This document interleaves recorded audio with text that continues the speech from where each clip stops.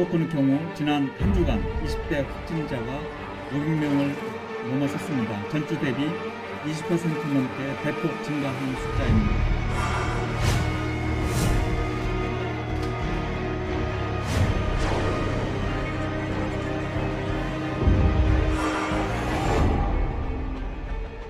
본격적인 네 번째 유행이 진행되고 있고 과거 유행보다 더 많은 환자가 발생할 가능성이 높습니다.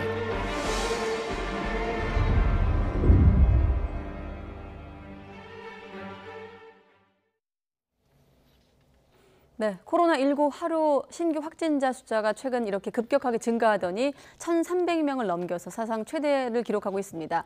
정부는 특히 확산세가 거센 수도권의 사회적 거리 두기를 최고 수위 4단계로 격상했습니다. 네, 나이트 포커스 오늘 최재욱 고려대 의대 예방의학과 교수 모시고 얼마나 심각한 것인지 좀 짚어보도록 하겠습니다. 어서 오십시오. 네, 안녕하십니까? 자, 지금 수를 저희가 알려드렸습니다. 1,316명. 그런데 지금 이 모든 그 추이 같은 것들이 과거의 그 세 번의 유행과 비교했을 때도 조금 더 문제가 있어 보입니다. 일단 수치상으로 볼 때 어떻게 좀 판단하고 계실지 궁금한데요. 예, 맞습니다. 지난 1, 2, 3차 특히 3차 대유행과 비교해 봤을 때 차이점이 명확하죠. 예. 지난 3주 대비 확진자가 53% 증가했다고 하지만 네. 53% 증가라는 게 비교해서 53% 증가한 거 아니겠습니까? 그래서 신규 확진자 최대 수치를 연일 기록합니다만 생각해 보시면 아실 겁니다. 지난 3차 대유행은 이 대유행이 시작되기 전에 1일 신규 확진자 100명, 200명대에서 시작한 거고요. 지금은 400명, 500명대에서 시작했습니다. 출발 자체가 크게 시작할 수밖에 없었고 네. 또 변이 바이러스라는 이 감염력이 증가라는 요인을 맞이해서 그런 부분이 결합돼서 이번 감염의 크기와 유행의 이 규모는 커질 수밖에 없는 것이다. 그래서 2,000명이 넘는 환자까지 나올 수 있겠다는 전망이 나오게 되는 상황이 됐습니다. 네, 사실 우리가 이 코로나 상황을 이야기할 때 어쩔 수 없는 것이 있고 또 어떻게 해볼 수 있었던 것이 있지 않겠습니까? 정리하면 사실 지금의 어떤 확진자 숫자를 역산했을 때 한 1, 2주 정도의 방역 시점을 좀 들여다볼 필요가 있을 것 같은데 한 6월 말 정도로 보이거든요. 그 기준으로 보면 이제 조만간 거리두기가 완화될 것이다가 예고된 상황이었고 2주 전 상황을 좀 다시 한번 되짚어 봤을 때 어떤 점이 가장 아쉬우신가요? 방역 측면에서. 네, 그 점 매우 아쉽죠. 네. 여러 가지가 있었습니다. 사실 2주 전, 사실 그 전에 한 달 전부터 이러한 델타 변이 바이러스의 국내 유입이 된다면 그리고 400명, 600명의 지금 환자 수를 통제하지 못한다면 네. 이러한 상황이 발생할 수 있다는 전문가들의 예측과 주의에 대한 경고는 계속 있었습니다. 그럼에도 불구하고 이런 사회적 거리두기를 좀 완화하는 듯한 모습을 보이게 된 부분들 그리고 그로 인해서 국민들의 경각심이 좀 늦춰진 부분 또 최소한 저번 주 정도 1주 전에는 지금과 같은 사회적 거리두기 강화가 일주일 먼저 시작했더라면 많은 것이 달라질 수 있겠다라는 그런 아쉬움이 있습니다. 제가 일주일 차이가 별거 아니라고 말씀드릴 수 오해하실 것 같은데요. 예. 사실 과거의 역사적인 관점에서 또 과거 사례도 보면 네. 일주일이라는 이 사회적 거리두기를 먼저 시행하느냐 시행하지 않느냐에 따라서 예. 방역 차단 효과는 극명하게 달라질 수 있습니다. 그거는 7월 과학적인 초만 해도 증거입니다. 네, 800명이나 숫자를 봤던 것 같아요. 그러고 보면. 예. 네. 자, 만약 이게 수치로만 본다면 사람들이 이렇게 생각할 수도 있습니다. 1,000명, 2,000명 가는 게 뭐 그렇게 문제냐. 일단 사망률이 높지 않지 않느냐 이렇게 얘기할 수도 있지만 네. 2,000명으로 넘어갔다는 그 시기와 속도를 볼 때는 네. 이후에 4,000명. 영국 같은 경우는 지금 인구가 6천만인데 한 3만까지는 막 나오잖아요. 그런 수치도까지도 갈 수 있는 어떻게 보면은 그렇게도 될 수 있는 위험한 수치가 2,000이라고 볼 수 있을까요? 그렇게까지 악화를 미리 사전에 예단하기는 좀 어렵습니다. 네네. 지금 현재 시점에서 전전주에 그런 감염자 수를 통계를 해서 수학적으로 예측은 2주까지가 최대 범위라고 합니다. 네. 2주 지나가는 거는 이제 너무 추정치고요. 네. 감염 재생산 지수라는 그런 수치를 토대로 해서 과학적으로 예측했을 때 재생산 지수가 1.7일 경우는 2,140명 정도 일일 신규 확진자가 도달할 수 있겠다라는 전망이고요. 감염 재생산 지수가 좀 현재와 같은 수준을 유지한다면 2,000명까지는 도달하지 않고 1,000명대에서 유지될 수 있겠다. 네. 즉 그런 최선 최악의 시나리오를 토대로 해서 앞으로 2주간의 그런 전망을 토대로 최선의 정책을 하는 것이 바람직하다고 보입니다. 가능성은 열어둬야 되겠습니다만. 예. 그렇군요. 자, 사망자 숫자는 전날보다 2명이 늘어서 누적으로 2,036명이고 또 평균 치명률은 1.23%입니다. 어떻습니까? 이런 지금 관련 지표들을 토대로 지금 상황은 또 어떻게 판단할 수 있을까요? 예, 치사율은 분명히 낮아졌습니다. 예. 1.24%라는 것은 누적 치사율입니다. 그래서 작년 3차 대유행 이후 네. 3차 대유행 여파가 좀 이제 없어진 네. 금년 3월부터 월간 사망률을 보시면 예. 3월부터 0.95%로 1% 미만으로 내려왔고요. 네. 4월, 5월, 6월 0.7, 0.4, 0.2 정도까지 내려왔습니다.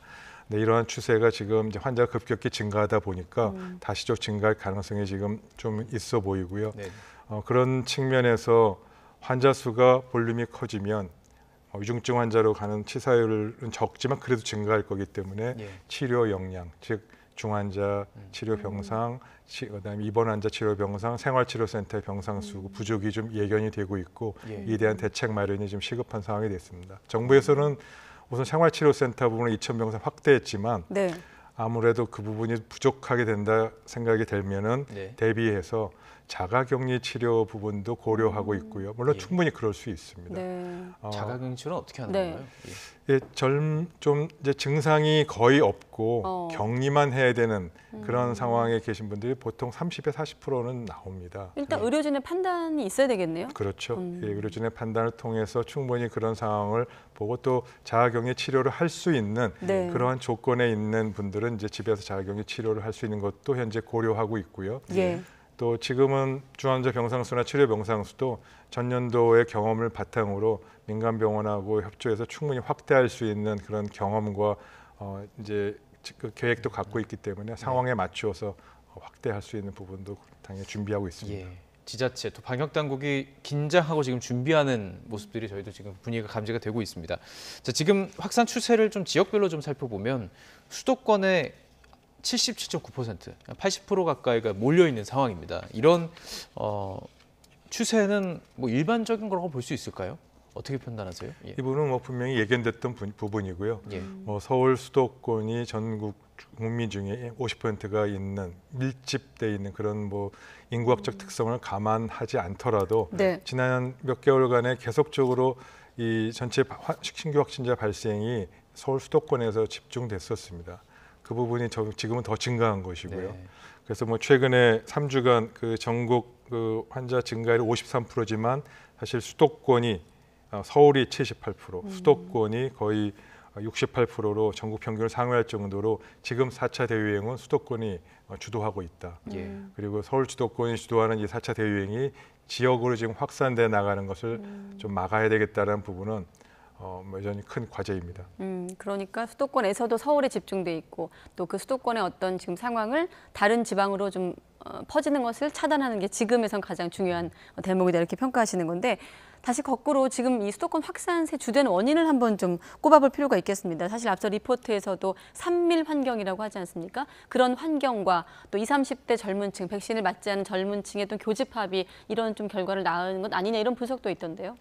네, 그런 분석을 좀 전체적으로 좀 따져보기는 아직 과학적인 증거는 좀 불분명하고요. 다만 지금의 감염 유행 역학적인 특성을 고려할 때 20대, 30대 즉 사회 활동이 많은 층이 또 다중이용 시설을 이용하는 그런 중간 그 두 가지 특성이 중첩되는 교집합에 해당되는 부분에서 연결이 좀 감염이 연결되고 있다는 부분은 뭐 분명한 증거가 있습니다. 그래서 그러한 특성이 현재 감염 확산의 통로가 되는 것은 분명하나 4차 대유행이 시작되고 이것이 이렇게 큰 대규모로 발병하게 된 거에는 뭐 델타 변이 바이러스가 가장 큰 원인이고요. 예. 그리고 기존에 여기 서울 수도권 지역에서의 감염 크기가 워낙이 잠재 감염, 무증상 잠재 감염의 크기가 워낙 컸었다는 측면에서 기인한다 생각하는 네, 것이 좋겠습니다. 잠시 뒤 여쭤보려고 했는데 델타 변이 바이러스를 말씀하셨기 때문에 바로 여쭤보면 지금 국내 신규 확진자 5명 가운데 1명 이상이 지금 델타 변이 바이러스에 감염된 것으로 확인되고 있습니다. 지금 뭐 여기에 미국 같은 경우도 델타 변이가 현재 미국에서 우세종이라고 하더라고요. 자, 우세종이라는 것은 무엇이고 우리나라에서도 이 델타 변이가 우세종이 될 수 있는 겁니까? 예, 말씀하신 대로 이제 우세종이라는 표현은 네. 현 진행되고 있는 감염자 중에 어떤 변이 바이러스가 대체로 이 전체를 차지하느냐에 따라서 우세다, 열세다 이렇게 시작이다 이렇게 표현합니다. 네. 현재 델타 변이 바이러스보다는 이제 알파 변이 바이러스가 사실 크지만 델타 변이 바이러스의 최근의 증가율은 거의 300%가 증가했습니다. 그래서 이 델타 변이 바이러스가 우세종이 우리나라에서 우세종이 되느냐는 시간 문제일 뿐이고요. 조만간 바로 델타 변이 바이러스가 우세종이 될 거고요. 이미 전 세계적으로는 특히 최근에 유행이 시작된 것은 델타 변이 바이러스가 거의 90%의 환자를 차지하고 있을 정도로 영국, 미국 등에서 우세종이 됐습니다. 그 델타 변이 확산이 시간 문제라는 지적은 한 달 전 이상 보도에서 나왔더라고요. 그럼 어떤 점을 좀 놓친 겁니까? 델타 변이와 관련해서는? 델타 변이와 관련해서 우리가 좀 아쉬웠던 점은 네. 결국 인도에서 시작된 델타 변이 전 세계로 확산되는 과정에서 우리나라 역시 해외에서 국내에 유입된 바이러스 아니겠습니까? 따라서 해외에서 유입되는 과정, 즉 검역과 검역 이후의 격리 차단하는 그 장치 거기에서 뚫렸다. 그리고 그게 지역사회로 퍼졌다. 이 부분을 막지 못했다는 부분이 시작의 모든 원인의 시작이라고 생각할 수 있습니다. 그렇군요. 우세종이 되면 우세종으로 확실히 이렇게 우리나라에서도 우세종이 됐다, 델타 변이가 되면 어떤 문제들이 있을 수 있는 건가요? 아시다시피 델타 변이 바이러스가 이렇게 보건학적으로 중요하게 된 거는 네. 감염 전파력이 160% 이상 높다. 알파 변이 바이러스에 비해서요. 근데 알파 변이도 결국 또 변이 바이러스 아니겠습니까? 네. 원래 당초 오리지널 최초의 변이 영국발? 네. 최초의 이 코로나 바이러스보다도 알파 변이도 60% 이상 160% 정도 높다고 알려져서 전체로 2.4배 정도 감염력이 높아서 그만큼 2.4배 높아진 감염력 대비 사회적 거리두기의 강도도 2.4배 높아져야 될 거 아닙니까? 그렇군요. 그래야 균형이 잡히는데 그건 물리적으로 사회적 거리두기 2.4배 올리기 어렵죠. 그러다 보니까 이게 기존의 방역 시스템을 무력화시킬 가능성과 그리고 더 나아가서 감염이 걷잡을 수 없이 통제가 안 되겠다는 그런 관점에서 변이 바이러스는 중요하고 이에 대한 대책 마련이 시급하다는 점에서 여러 차례 경고가 있어 주셨던 겁니다. 네, 지금 교수님 말씀처럼 그런 경고를 수용해 뭐 조금 늦은 감이 있다는 지적도 있습니다만 정부도 지금 상황을 엄중하게 판단을 하고 다음 주 월요일부터죠. 2주간 새로운 거리두기 4단계를 수도권에 적용하기로 했습니다. 당국 설명 한번 들어보시죠. 수도권의 상황은 4단계 기준에 아직 못 미치지만 유행 증가가 뚜렷하여 선제적인 대응이 중요하고 수도권 지자체들이 모두 4단계 상향이 필요하다는 의견을 제시한 것을 수용한 결과입니다. 네, 이제 4단계에 대해서 저희가 반복적으로 지금 뭐 계속 말씀을 드렸습니다. 쉽게 네. 얘기하면은 오후 6시 이후에는 그러니까 집에만 있어라, 나가지 통금이죠, 말아라. 통금. 그거죠. 사실상 통금. 그렇죠. 사실상 네. 통금이라고 표현하는데 이 정도 수위는 어떻게 판단하세요? 네, 뭐 전면적인 사회 봉쇄 이전에 할 수 있는 최대한의 조치라고 보고요. 네. 아까 말씀드린 대로 결국 대면 접촉, 사람 간의 접촉을 통해서 전파되는 바이러스 특성상 접촉을 최소한으로 줄이고자 하는 그런 이제 대책이 일환이라고 봅니다. 그래서 사적 모임, 또 뭐 다양한 다중 이용 시설이나 또 유흥 주점과 같은 문제, 또 종교 시설과 같은 행사 또 뿐만 아니고 집회 부분까지 전면적으로 이 제한을 하고 차단을 하는 것이 전체 이번 4단계의 이제 요점이고요.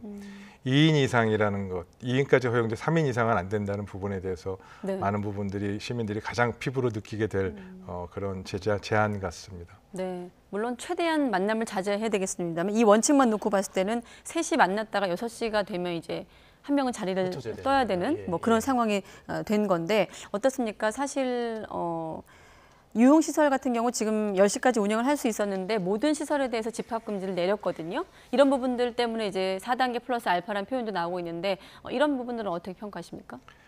불가피하게 할 수밖에 없는 조치였다고 봅니다. 네. 특히 최근 이제 감염이 확산된 곳들이 대부분 유흥주점을 통해서 확산된 경우가 많았고 네. 그래서 한시적으로라도 유행이 좀 줄어들 때까지는 유흥주점을 통해서의 감염을 차단하기 위해서라도 영업을 제한하는 것은 불가피한 조치였다고 봅니다. 네. 다만 이런 부분들이 좀 미리 예고가 되고 예측 가능한 상태에서 이런 부분들이 좀 시행이 됐으면 좋았을 텐데 네. 불과 일주 사이로 이렇게 좀 변하게 된 상황이 좀 국민 여러분께 혼선을 드릴 것 같아서 좀 안타까운 부분이 있습니다. 예. 자, 네 번째입니다, 이제는. 그러다 보니까 그동안 저희들이 놓친 것은 없는지를 파악하는 게 참 중요할 것 같은데요. 네. 감염 경로를 보면 공연장에서도 있었고요. 그리고 백화점에서, 무역센터점에서 지금 발생한 집단 감염 때문에 손님들까지 나오고 있습니다. 이게 전문가들 입장에서 화장실에 좀 주목해야 된다라고 얘기하고 있어요. 이유가 있을 것 같은데요. 이게 보통 이동 경로가 겹치지 않기 때문인가요? 화장실은 어떻습니까? 예.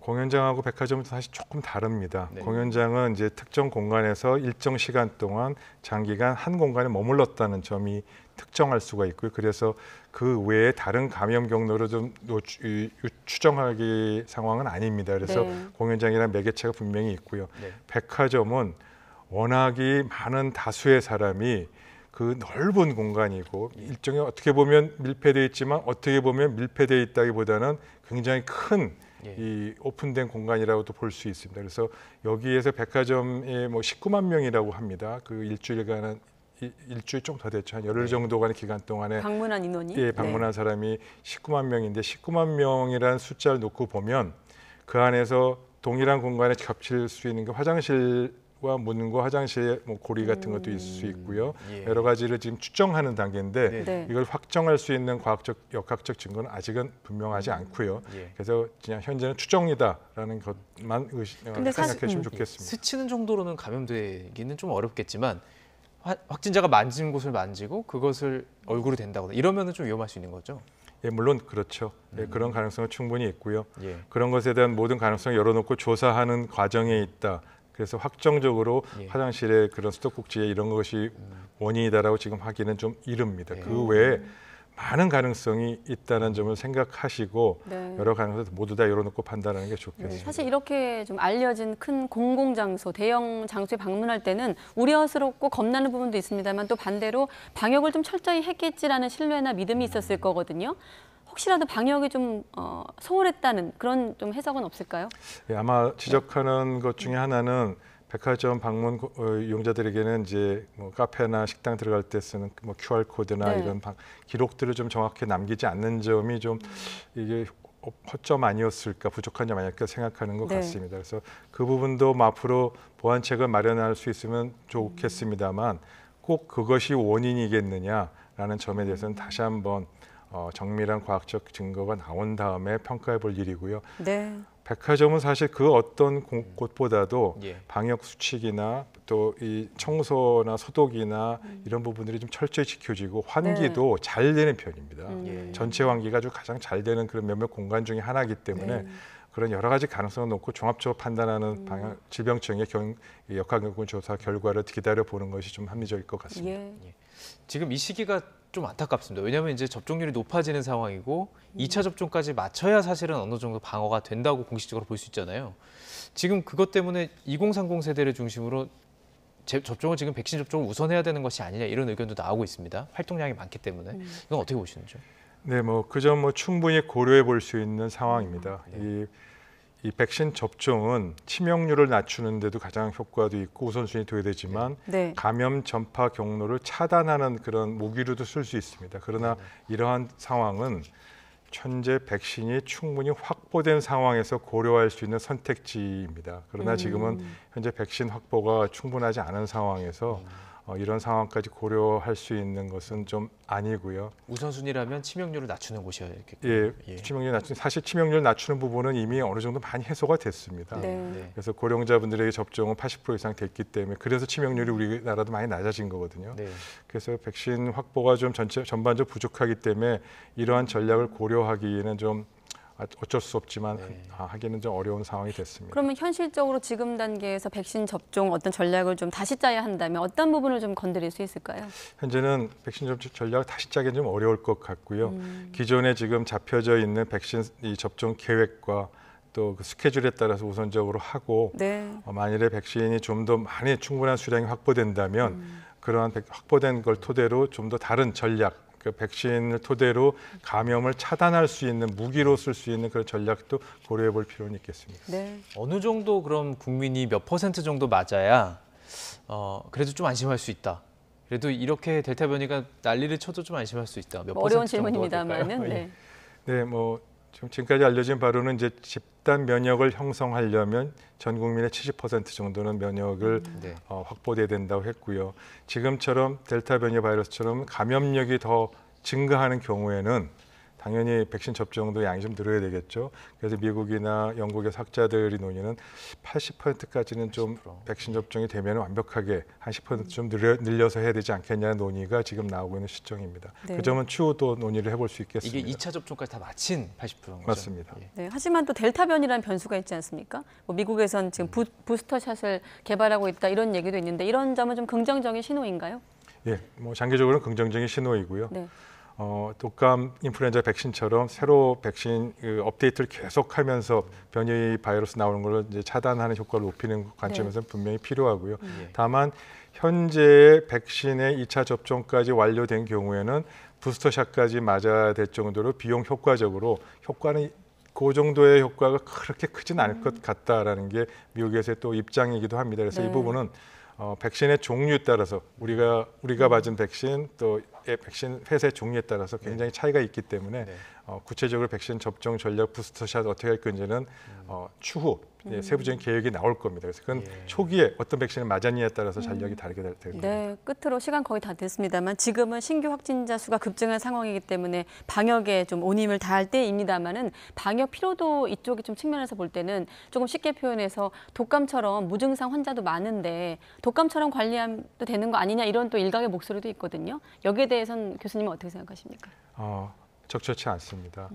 물론 그렇게 되는 것이 목표고 그렇게 가야 되는데 네. 그러기 위해서는 백신 접종이 지금의 수준이 아니라 아까 말씀하신 70% 수준에 근접하는 경우에는 독감처럼 관리할 수 있게 되고 그런 네. 상황으로 가게 될 겁니다. 그러나 예. 아직은 우리의 상황은 그렇게 되지 않는다는 점을 좀 말씀드리고요. 예. 그렇게 백신 접종이 좀 더 되기 전까지 8, 9월까지는 어쩔 수 없이 힘드시겠지만 국민 여러분께서 다시 한번 이 거리두기와 네. 대면 접촉을 좀 자제해 주실 것을 좀 죄송하지만 부탁을 드려야 될 것 네, 같습니다. 실제로 오늘도 보면 주변에서 이 방역당국 발표 위에 서로 사적인 만남을 당장 취소하는 분들도 많더라고요. 네. 예. 지금이 제일 매번 얘기했지만 중요한 순간인 것 같습니다. 이 네. 목표 한 7, 80%를 이루는 데 있어서는 지금 이 순간 조금만 더 감내하시면 얘기하셨던 대로 다시 정상으로 돌아올 수 있을 것이라는 기대를 좀 가져보겠습니다. 네, 최재욱 고려대 의대 예방의학과 교수와 함께했습니다. 고맙습니다. 네.